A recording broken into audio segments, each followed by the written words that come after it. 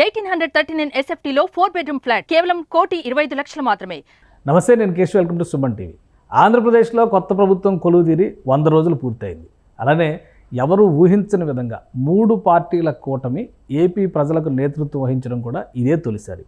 So Chandrababu Naidu టీంలో ఎవరు best performer, ఆశించిన స్థాయిలో వీళ్ళందరూ కూడా పనిచేయగలుగుతున్నారా, ముఖ్యంగా వీరు ఇచ్చినటువంటి ఎజెండాకి అనుగుణంగా అడుగులు వేయడంలో ఎంతవరకు సఫలమయ్యారు, ఈ అంశాలను విశ్లేషించేటువంటి ప్రయత్నం చేద్దాం. మనతో పాటు పొలిటికల్ అనలిస్ట్ నాగార్జున గారు. నమస్కారం. నమస్కారం. ఎప్పుడూ లేదు ఆంధ్రప్రదేశ్ సమైక్య ఆంధ్రప్రదేశ్ నుంచి చూసినా కానీ 3 పార్టీల కూటమి ప్రభుత్వం అనేది మొదటిసారి ఏపీలో. సో ఎలా ఉంది ఈ 100 రోజుల పరిపాలనలో ప్రధానంగా చంద్రబాబు నాయుడు గారి టీం పర్ఫార్మెన్స్ విషయంలో మీరు ఏ విధంగా అంచనాలు వేస్తారు? అంటే మీరు అన్నట్టుగా 2024 ఎలక్షన్స్ ఒక సస్పెన్స్ థ్రిల్లర్ని తలపిస్తూ రకరకాల మలుపులతోటి కూటమి సక్సెస్ అవుతుందా, వీళ్ళందరూ కలిసి పనిచేస్తారా, ప్రధానమైనటువంటి ఈ 2 సామాజిక వర్గాలు కలిసి ఓట్ ట్రాన్స్ఫర్ అవుతుందా అని రకరకాల అనుమానాలు ఉన్నాయి. కానీ ఆంధ్రప్రదేశ్ ప్రజలు ఒక చక్కటి తీర్పు, అంటే నేషనల్ మీడియాలో కూడా మనం చూసాం, సంకీర్ణ రాజకీయాలు ఎలా చేయాలో ఆంధ్రప్రదేశ్ మోడల్గా తీసుకొని మిగతా రాజకీయ పార్టీలు అనుసరించాలని చెప్పేసి మరీ ముఖ్యంగా రిఫరెన్స్ ఎక్కడ నెగ్గాలి, ఎక్కడ తగ్గాలి, ఎలా కలుపుకొని వెళ్ళాలి అనేటువంటిది ఇది ఒక కేస్ స్టడీ లాగా మిగిలిపోయింది.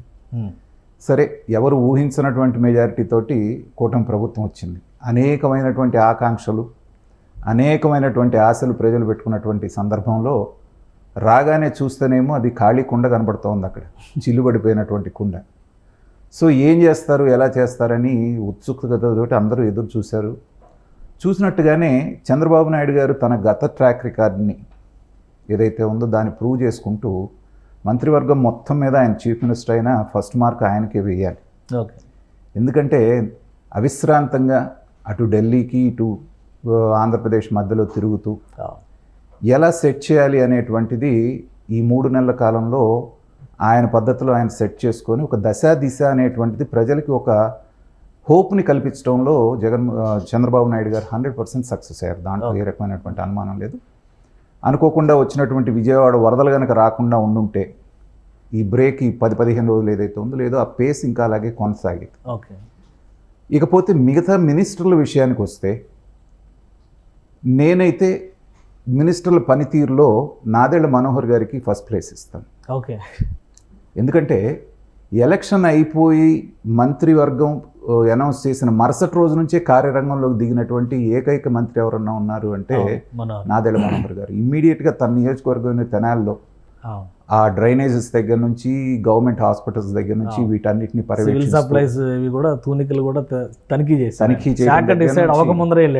వెళ్ళి చేయటంతో పాటుగా ఏదైతే ప్రజలందరూ కూడా ఆసక్తిగా ఎదురు చూశారో ఆ కుంభస్థలాన్ని ఆయన కొట్టడంలో సక్సెస్ అయ్యారు. ఆ సివిల్ సప్లైస్లో జరిగినటువంటి రైస్ కుంభకోణం ఏదైతే ఉందో ద్వారంపూడి చంద్రశేఖర్ రెడ్డి గారిని రెడ్ హ్యాండెడ్గా స్టాక్ పట్టుకోవటం అనేటువంటిది వచ్చినటువంటి మొట్టమొదటి జరిగినటువంటి విజయంగా మనం భావించవచ్చు. అయితే ఈ వరదలు రావటం దీంతో నిమ్మల రామానాయుడు గారు హైలైట్ అయ్యి ఇవాళ ఆయన నెంబర్ 1 పొజిషన్కి కాంపిటీషన్లో ఉన్నారు. ఎందుకంటే మన చరిత్రలో మనకి గుర్తున్నంత వరకు ఒక మంత్రి అంతగా డెడికేటెడ్గా పనిచేసి ఒక నాయకుడు వేసినటువంటి ఒక ఆజ్ఞని తూచా తప్పకుండా పాటించదు, రాత్రి పగలు లేకుండా ఎండ వాన అనకుండా చేసిన పని వీళ్ళు వాళ్ళని కాకుండా అందరి మనసుల్ని ఆకట్టుకుంది ఆయన యొక్క పనితీరు. అయితే రామానాయుడు గారికి ఇదేం కొత్త కాదు. బిగినింగ్ దగ్గర నుంచి ఆయన అంతకుముందు ఎమ్మెల్యేగా ఉన్నప్పుడు కూడా పాలకుల నియోజకవర్గంలో ప్రజలకు ఎలా సేవలు అందించేవాడు, కష్టం వచ్చినప్పుడు ఎలా ఉండేవాడు, కరోనా కానివ్వండి వరదలు కానివ్వండి చూసాం. దాన్ని గమనించే అప్పుడు విపక్షంలో ఉన్నా కానీ ఆయన చేశారు. నిజంగా ఇవాళ విపక్షంలో ఉన్నవాళ్ళు ఆయన చూసి చాలా నేర్చుకోవాలి. మనం విపక్షంలో ఉన్నప్పుడు మన పాత్ర మనం సక్రమంగా నిర్వహిస్తే మనకు అవకాశం వచ్చినప్పుడు మనల్ని ప్రజలు నెత్తిన పెట్టుకుంటారు అనేటువంటిది ఇట్స్ అన్ ఎగ్జాంపుల్. అలాగే ఆ తర్వాత పవన్ కళ్యాణ్ గారు, అందరి కాన్సన్ట్రేషను ఆధారపడి ఫోకల్ పాయింట్ అంతా పవన్ కళ్యాణ్ గారు. ఎందుకంటే చేయాలనేటువంటి ఉత్సాహం ఆయనలో ఉంది, ప్రజల పట్ల ప్రేమ ఉంది. ఏదో చేయాలని రాజకీయాల్లోకి వచ్చి అనేకమైన అవమానాలు ఎదుర్కొని 10 సంవత్సరాలు నిలదొక్కొని సొంత ఖర్చులతోటి పార్టీని లాక్కొచ్చిన మనిషిగా పవన్ కళ్యాణ్ గారు అందరి మనసులు అంతకుముందు కొందరివాడిగా ఉన్నారు, ఇప్పుడు అందరి వారే ఆయన. కానీ డిప్యూటీ సీఎం అయిన తర్వాత కానీ ఇప్పటికీ కూడా ఇంకా ఆయన విద్యార్థి దశలోనే ఉన్నారు మంత్రివర్గంలో కనుక తీసుకుంటే. ఓకే. చంద్రబాబు నాయుడు గారిని ఫాలో అవుతూ అడ్మినిస్ట్రేషన్ మీద పట్టు తెచ్చుకోవడానికి, తర్వాత తనకు అత్యంత ఇష్టమైనటువంటి తేజ అనేటువంటి ఒక ఐఏఎస్ ఆఫీసర్ని మన కృష్ణతేజ గారిని అక్కడ నుంచి తీసుకొచ్చుకోవటం కేరళ నుంచి అదే పనిగా. అయితే ఆయనకి కేరళ వరదల్లో పనిచేసినటువంటి విశేషమైనటువంటి అనుభవం ఉంది, కానీ ఈ దీంట్లో ఆయన ఉపయోగించుకోలేకపోయారేమో సరిగ్గా అనేటువంటి భావన నాకు ఉంది. ఎందుకంటే అంచనా వేయటంలో, తర్వాత రిలీఫ్ ఆపరేషన్స్లో ఆయనకు ఒక ట్రాక్ రికార్డు ఉంది. సో అతన్ని పక్కన పెట్టుకొని ఇంకా ఎలా అడ్మినిస్ట్రేషన్ అనేటువంటి దాంట్లోనే ఉన్నారు కాబట్టి ఇప్పుడే మనం పవన్ కళ్యాణ్ గారిని దాన్ని అసెస్ చేయడానికి. కానీ ఆయన కూడా ఎర్రచందనం దొంగలను పట్టుకున్నారు, ఎక్కడో నేపాల్లో ఉన్నటువంటి పట్టుకున్నారు. పర్యావరణానికి సంబంధించి పొల్యూషన్ బోర్డుకి సంబంధించిన ఫైల్స్ మిస్సింగ్స్ వ్యవహారాలు చేశారు. సో ఆయన ఏంటంటే శాఖలోకి ఆయన దాంట్లోకి పెనిట్రేట్ అవుతూ నేర్చుకుంటూనే దాంట్లో ఏమున్నాయి అనేటువంటిది బయటికి తీసుకొస్తున్నారు. కాబట్టి ఆయనకి మనం కొన్ని మార్కులు ఇవ్వచ్చు. ఇప్పుడే తీసుకెళ్లి డిస్టింక్షన్ ఇవ్వాల్సిన పని లేదు, కానీ బట్ ఆ ఎఫర్ట్స్ పెడుతున్నారు. అంటే ఆగస్టు 15 నిర్వహించడానికి 100 రూపాయలు మాత్రమే పంచాయతీకి ఇస్తారన్న విషయం పవన్ కళ్యాణ్ గారి వల్ల తెలిసింది చక్కగా. మరి నిజంగా అంతకంటే నవ్వుల పాలయ్యే విషయం ఏమన్నా ఉందో చెప్పండి. చక్కగా దానికి ఫండ్స్ రిలీజ్ చేశారు. ఆయన పరిధిలో ఆయన కూడా చక్కగా చేసుకుంటూ వెళ్తున్నారు. ఇక లోకేష్ గారి విషయం కనుక తీసుకుంటే ఇప్పటి వరకు బ్యాక్ అండ్ వర్క్ చూసుకోవటమే సరిపోయినట్టుగా నాకు అనిపిస్తోంది. అందరికంటే కూడా ఈవెన్ చెప్పాలంటే చంద్రబాబు నాయుడు గారి మీద కంటే కూడా క్యాడర్కి, కొంతమంది ప్రజలకి లోకేష్ గారి మీద ఎక్కువ హోప్స్ ఉండేవి. ఎందుకంటే ఆయన రెడ్ బుక్ అనేది పెట్టుకున్న దగ్గర నుంచి రాజకీయం అంతా మారిపోయింది.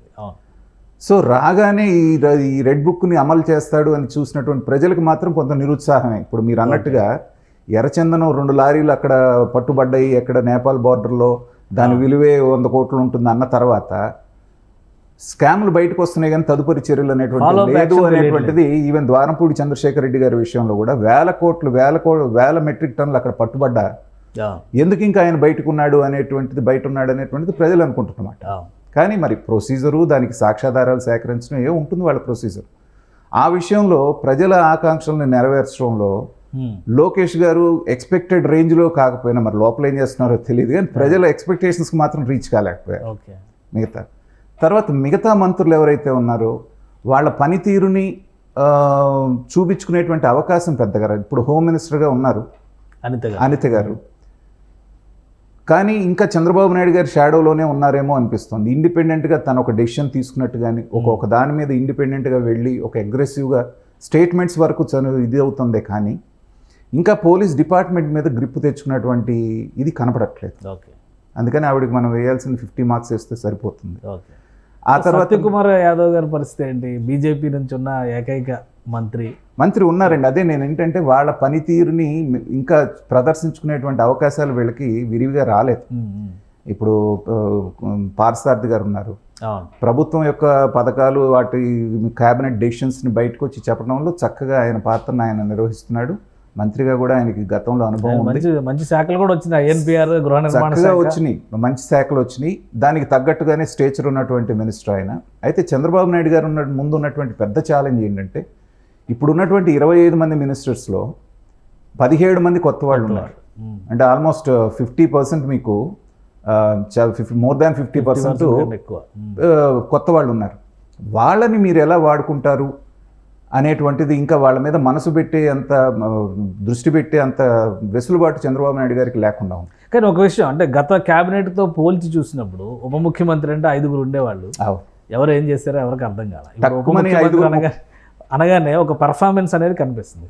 ఇంకోటి ఏంటంటే మంత్రులు కూడా ఇండివిజువల్గా కొల్లు రవీంద్ర గారు ఢిల్లీ వెళ్ళారు, సత్యకుమార్ యాదవ్ గారు ఢిల్లీ వెళ్ళారు. వాళ్ళ శాఖలకు సంబంధించినటువంటి రిక్వైర్మెంట్స్, పయ్యావుల కేశవ్ గారు ఢిల్లీ వెళ్ళారు. వీళ్ళందరూ కూడా అక్కడ ఇక్కడ ఇంటరాక్షన్ చేయడంలో కానీ, కావాల్సినటువంటి రాష్ట్ర అవసరాలకి కావాల్సినటువంటి అంశాలని డిస్కస్ చేయడంలో కానీ, రాబట్టుకోవడంలో కానీ గత గవర్నమెంట్తో పోల్చి చూసినప్పుడు మనం ఎలా పనిచేస్తాం అంటే, నేను ఇండివిజువల్ ర్యాంకింగ్స్ వాళ్ళకి ఇవ్వలేను, కానీ అంటే కొంతమంది పనితీరు ఏంటంటే మనకి బహిరంగంగా కనపడుతుంది, కొంతమంది తెర వెనుక నడుస్తుంది. ఇప్పుడు పయ్యావుల కేశవ్ గారి నుంచి మెన్షన్ చేశారు, ఈ సత్యకుమార్ గారు లాంటి వాళ్ళు ఏంటంటే అనుసంధానకర్తలుగా పనికొస్తారు అక్కడ ఉన్నటువంటి నేషనల్ గవర్నమెంట్, బీజేపీ ఆయన కాబట్టి. ఓవరాల్గా కనుక తీసుకుంటే నారాయణ గారు కూడా మున్సిపల్ మినిస్టర్ లాస్ట్ 4-5 డేస్ నుంచి వర్షాలు పగలు రాత్రి తేడా లేకుండా చేస్తున్నారు. సో ఓవరాల్గా క్యాబినెట్ని కనుక తీసుకుంటే గత క్యాబినెట్తో పోల్చి చూసుకుంటే గత క్యాబినెట్లో ఈ మినిస్టరు సక్సెస్ఫుల్గా ఈ పని చేశాడు అని గుర్తు చేసుకుందాము అంటే జగన్మోహన్ రెడ్డి గారు తప్పితే నాకు ఎవరు గుర్తు రావట్లేదు లేదండి. ఫ్రాంక్గా చెప్తున్నాను. ఓకే. జగన్మోహన్ రెడ్డి గారే సర్వం తానై దశావతారాలు తనే ఎత్తి బటన్ నొక్కే కార్యక్రమం చాలు మన ప్రభుత్వానికి, ఇంకా ఏది చేసినా చేయకపోయినా అనేటువంటి మాట ఎప్పుడైతే అన్నారో మిగతా వాళ్ళందరూ ఉత్సవ విగ్రహాల్లాగా అయిపోయారు. ఓకే. ఇప్పుడు నీటిపారుదల శాఖ అనేటువంటిది అతి ముఖ్యమైనటువంటి శాఖ మనకి. పోలవరం అనేటువంటిది ఆంధ్ర రాష్ట్ర తలరాతను మార్చేటువంటి శక్తి ఉన్నటువంటి ప్రాజెక్ట్. దాన్ని ఇద్దరు నీటిపారుదల శాఖ మంత్రులు ఎలాంటి పెర్ఫార్మెన్స్ ఇచ్చారో మనం లాస్ట్ 5 ఏళ్లలో చూసాం. ఒక ఆయన తొడలు కొట్టి మీసాలు తిప్పడానికి పనికొచ్చాడు, ఇంకొక ఆయన సెటైరికల్గా మాట్లాడుతూ పవన్ కళ్యాణ్ గారు బయటికి రాగానే ఆయన కౌంటర్ ఇవ్వడానికి ఈయన పనికొచ్చాడే కానీ వీసం ఎత్తు పనిచేసినట్టు ఎక్కడైనా కనిపించిందా? కనిపించకపోగా అసలు ఆ శాఖ మీదే అసలు ప్రాజెక్టే నాకు అర్థం కాలేదని ఒక మంత్రి గారు అంటారు. అవగాహన ఎవరికి రాదు. ఇప్పుడు నిమ్మల రామానాయుడు గారు కూడా ఏమన్నా ఇంజనీరా? గండ్లు పొడ్చడంలో ఆయనకి ఏమన్నా అనుభవం ఉందా? కోఆర్డినేట్ చేసుకున్నాడు నాయకుడిగా అక్కడ నిలబడ్డప్పుడు సబ్జెక్ట్ అది ఆటోమేటిక్గా వస్తుంది కదా. అంటే అసలు మీకు చెయ్యాలనేటువంటి ఆసక్తి ఉంటే మీకు సహకరించడానికి బోల్డ్ మంది ఉన్నారు. ఐఏఎస్లు ఐపీఎస్ల దగ్గర నుంచి అందరూ ఉన్నారు. ఈ ఎఫర్ట్ పెట్టలేదు.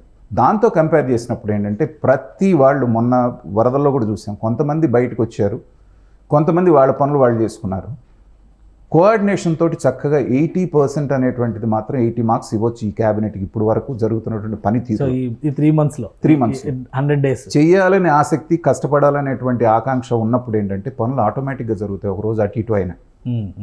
సో ఆ జీల్ అనేటువంటిది రాష్ట్రాన్ని మనం నిలబెట్టాలి అనేటువంటి ఇది మాత్రం అందరు మినిస్టర్లో కనపడుతుంది.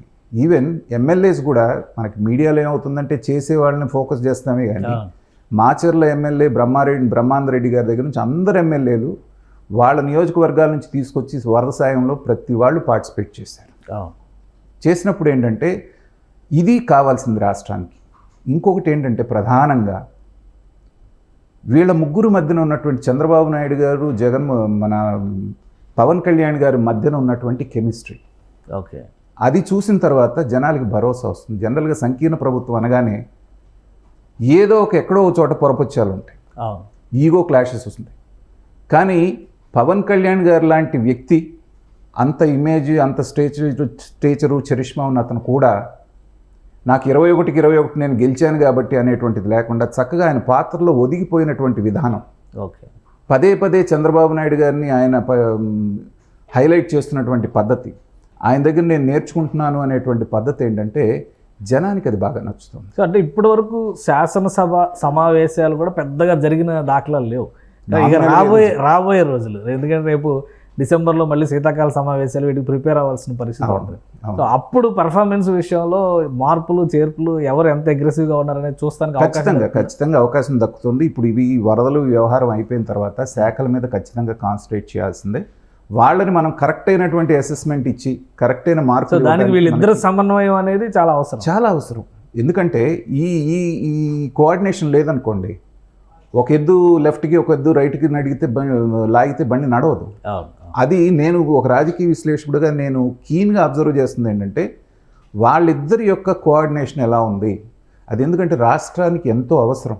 రాష్ట్రాన్ని ముందుకు తీసుకెళ్ళాలి అంటే వీళ్ళిద్దరి మధ్యన మనం ఇంకో వ్యక్తిని మర్చిపోతున్నాం, లోకేష్ గారు.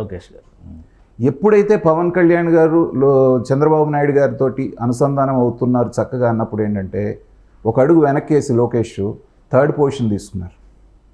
ఏదన్నా ఉంటే కూడా నేను పవన్ అన్నతో మాట్లాడి చేస్తానని చెప్తున్నటువంటి విధానం ఏదైతే ఉందో ఒక సరైనటువంటి మిక్సర్ అక్కడ మనకు కనపడుతుంది. ఒక కోఆర్డినేషను ఇది కనపడుతున్నప్పుడు ఏంటంటే ఇది పార్టీకి ఎలా పనికి వచ్చినా కానీ రాష్ట్రానికి శుభ సంకేతంగా ఉంది. సో ఈ టీమ్ సిబిఎన్ అనేది ఒక భరోసా ఇవ్వగలిగింది. భరోసా మీరు అన్నారు చూసారు, ఈ 100 నెలల్లో ఏం చేయగలిగింది ప్రభుత్వం అంటే ప్రజలకు ఒక భరోసా కల్పించగలిగింది. చక్కగా వీళ్ళు మనం ఇచ్చిన బలానికి 164 మంది ఎప్పుడూ లేనంత బలం వీళ్ళకి ఇచ్చినందుకు మన ఆకాంక్షలను పూర్తి చేయడానికి వీళ్ళ ప్రయత్నం వీళ్ళు చేస్తున్నారు చక్కగా పాజిటివ్గా అనేటువంటి ఒక అభిప్రాయాన్ని అయితే కల్పించగలిగారు. క్యాబినెట్ ర్యాంకింగ్స్ అనే మాట మాట్లాడితే మీరు ఇది ఒక మల్టీ స్టారర్ ఫిల్మ్ అని చెప్తారు. అంతే, 100 రోజుల బొమ్మలో మల్టీ స్టారర్ బొమ్మ. సో అబవ్ యావరేజ్ బొమ్మే సూపర్ హిట్టా కాదా లేకపోతే బ్లాక్ బస్టర్ ఇంకా time ఉంది రాబోయే కదా. రోజుల్లో 5 years టైం ఉంది కాబట్టి ప్రస్తుతానికైతే బ్రేక్ ఈవెన్ దాటేసింది. ఓకే. సో అది సూపర్ హిట్టా లేకపోతే బ్లాక్ బస్టర్ అనేటువంటిది రాబోయేటువంటి రోజుల్లో మనం అసెస్ చేయడానికి అవకాశం ఉంది. రైట్ థ్యాంక్ యూ నాగార్జున గారు మీ Thank you. అభిప్రాయాలు తెలియజేసినందుకు. ఇది ఆంధ్రప్రదేశ్లో ఏర్పడినటువంటి టీమ్ సిబిఎన్ ఖచ్చితంగా మల్టీ స్టారర్ చిత్రంలా అదిరిపోతుంది అనేటువంటి మాట నాగార్జున గారు చెప్తున్నారు. 100 రోజుల్లో ఇచ్చినటువంటి అతిపెద్ద విజయం ఏంటంటే రాష్ట్ర ప్రజలకి భరోసా నింపడంలో ఈ టీం సక్సెస్ అయింది. ఎవరికి వారు నంబర్ 1 అనేటువంటి రీతిలో పోటీ పడుతున్నారు. ఇది రాష్ట్ర అభివృద్ధికి శుభసూచకం అని నాగార్జున గారు విశ్లేషిస్తున్నారు. ఇది special discussion. Keep watching. Suman టీవీలో మీ పర్సనల్ అండ్ బిజినెస్ ప్రమోషన్స్ కోసం కింది నెంబర్కి కాంటాక్ట్ చేయండి.